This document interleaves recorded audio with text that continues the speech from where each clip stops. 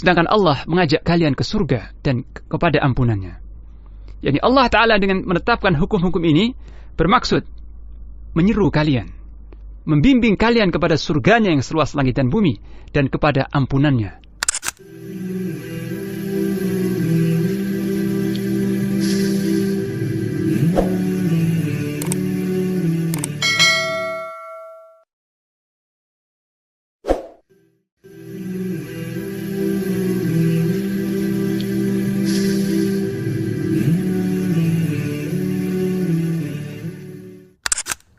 Assalamualaikum warahmatullahi wabarakatuh.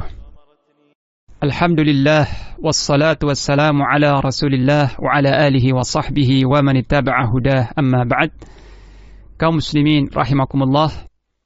Allah Subhanahu wa taala berfirman dalam surah Al-Baqarah ayat yang ke-221, "Wala tankihul musyrikati hatta yu'min wala amatun mu'minatun khairum min musyrikatin walau a'jabatkum wala tunkihul musyrikina hatta yu'minu wala 'abdun mu'minun khairum min musyrikin walau a'jabakum ulaika yad'una ila an-nari wallahu yad'u ila al-jannati wal maghfirati bi'idhnihi wa yubayyinu ayatihi lin-nasi la'allahum yatadhakkarun."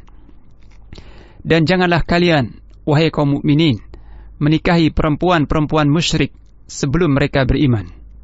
Sesungguhnya, budak perempuan yang beriman lebih baik daripada perempuan yang musyrik, walaupun dia menarik hati kalian. Dan janganlah kalian menikahkan orang-orang musyrik laki-laki dengan perempuan-perempuan mukmin hingga mereka, kaum laki-laki tersebut, beriman. Sesungguhnya, budak laki-laki yang beriman lebih baik dari laki-laki yang musyrik, walaupun dia menarik hati kalian. Mereka mengajak ke neraka, sementara Allah mengajak kalian ke surga dan ampunannya dengan seizinnya. Dan Allah menerangkan ayat-ayat dan hukum-hukumnya kepada manusia agar mereka mengambil pelajaran. Pendengar yang budiman, maksud firman Allah, "Wala tankihul musyrikat," dan janganlah kalian menikahi perempuan-perempuan yang musyrik, yakni selama mereka dalam kemusyrikannya.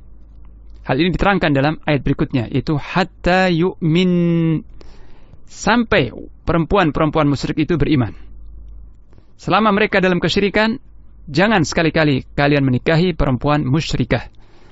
Karena seorang perempuan mukmin, walaupun buruk paras wajahnya, jauh lebih baik daripada seorang perempuan musyrik yang cantik jelita parasnya. Demikian pula Allah Subhanahu wa taala melarang para orang-orang tua atau wali-wali anak-anak mereka untuk menikahkan laki-laki kafir dengan putri-putri mereka yang beriman.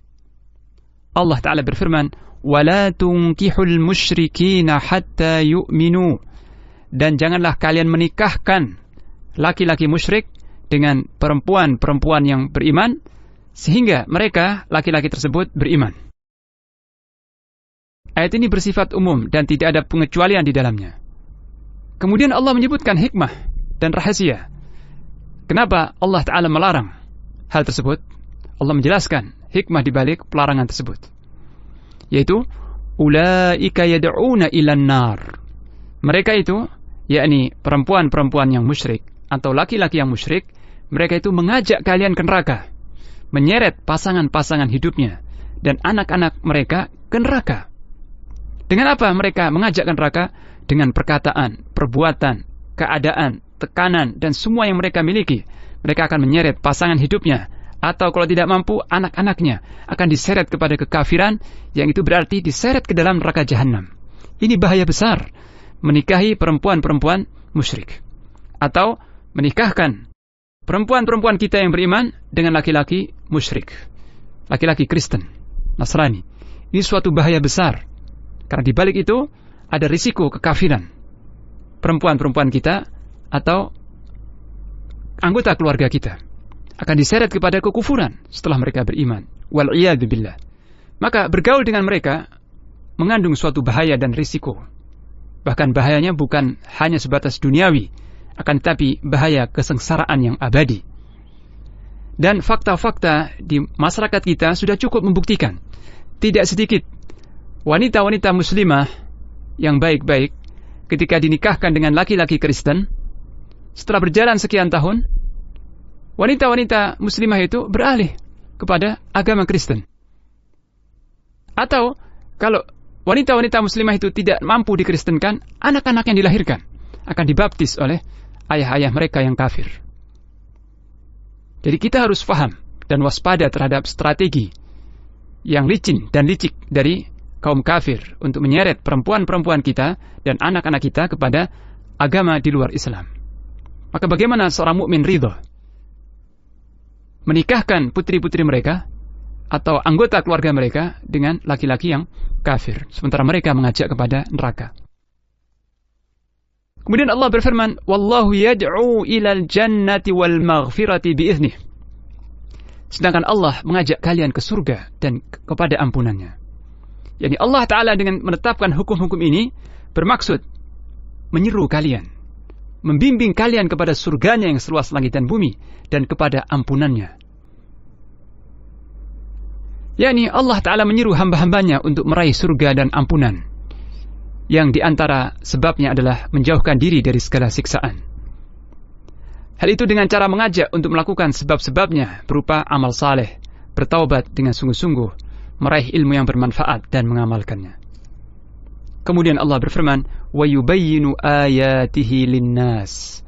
Dan Allah menerangkan ayat-ayatnya, yakni perintah-perintahnya dan hukum-hukumnya kepada manusia, la'allahum yatadzakkarun, agar mereka, yakni manusia, mengambil pelajaran dari peringatan demi peringatan yang telah disampaikan Allah dalam kitabnya yang mulia ini.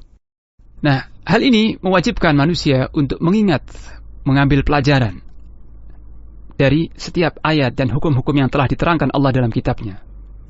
Kaum muslimin rahimakumullah, dari penjelasan tafsir ayat tersebut dapat kita ambil beberapa faedah yang terkait dengan nilai-nilai tauhid. Di antaranya adalah, pertama, bahwa tauhid atau pengesaan Allah adalah standar atau ukuran utama dalam menilai kebaikan seseorang, termasuk dalam memilih pasangan suami ataupun istri.